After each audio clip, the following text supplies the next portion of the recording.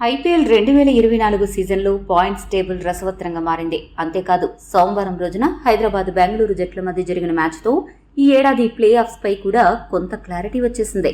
ఆ వివరాలు చూసినట్లయితే టాప్ జట్లుగా పేరున్న బెంగళూరు, ముంబై టేబుల్ చివరి స్థానాల కోసం పోటీ పడుతూ ఉండడం అభిమానులను కొంత నిరాశపరుస్తుంది. రాజస్థాన్ జట్టు అందరికంటే ఎక్కువగా 10 పాయింట్స్ ఉన్న కారణంగా టేబుల్ టాపర్గా నిలిచింది. ఇక 8 పాయింట్స్ ఉన్న కోల్కతా, చెన్నై, హైదరాబాద్ జట్లు 2, 3, 4 స్థానాలను దక్కించుకున్నాయి. లక్నో, గుజరాత్ జట్లు 6 పాయింట్స్తో 5, 6 స్థానాల్లో నిలిచి టాప్ 4 స్థానం కోసం పోటీ పడుతున్నాయి. ఇక పంజాబ్, ముంబై, ఢిల్లీ, బెంగళూరు జట్లు సరైన విజయాలు నమోదు చేయడంలో విఫలమవుతూ టేబుల్లో లీస్ట్ పొజిషన్లో ఉన్నాయి. ఇక బెంగళూరు జట్టు పరిస్థితి అయితే మరీ ఘోరం.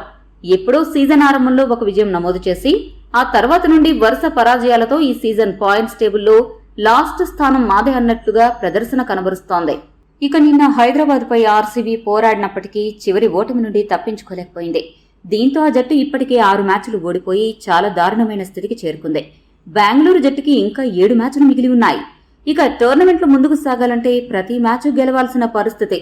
ఒక్క మ్యాచ్ ఓడినా వారిని ఇంకెవ్వరూ కాపాడలేరు.